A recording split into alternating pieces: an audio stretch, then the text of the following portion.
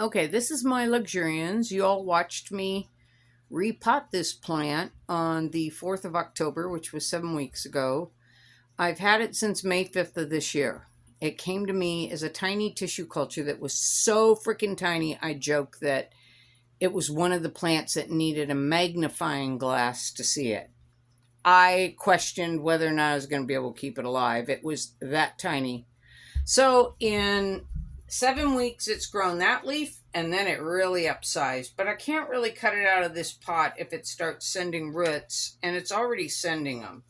So let's get it out of this pot and into something that, if need be, I could remove it from. So this was a case of getting a really, really tiny TC. I also want to set this plant a little shallower. Okay, that root came out nice. Nice. Look at that.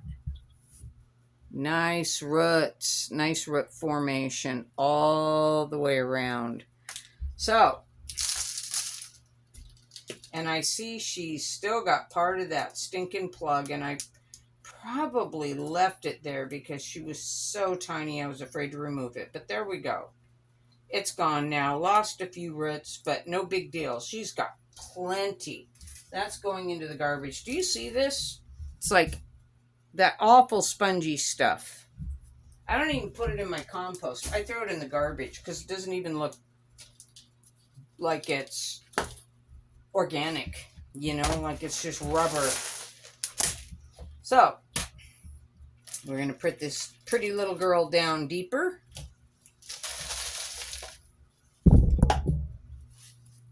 Again, it's my typical anthurium mix, which is 2 parts pond, 1 part bark, and whatever junk I'm repotting with that week, I will just throw in and add it to the mix.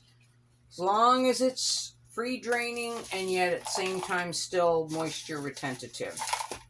That's what matters. Now, this is a plant that is really sensitive to salt stress. So I have to make sure that I flush it at least every 8 weeks and that I keep it in a clean tray. I also stopped putting bonide down around the roots after reading an article, thanks to researching Hoya, because I guess they're sensitive to bonide, but they tolerate it.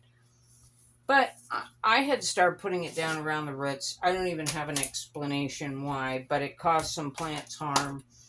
And if you use bonide in too large of amounts, I always say less is better. Bonide can yellow the leaves, especially of your anthurium or your Hoya.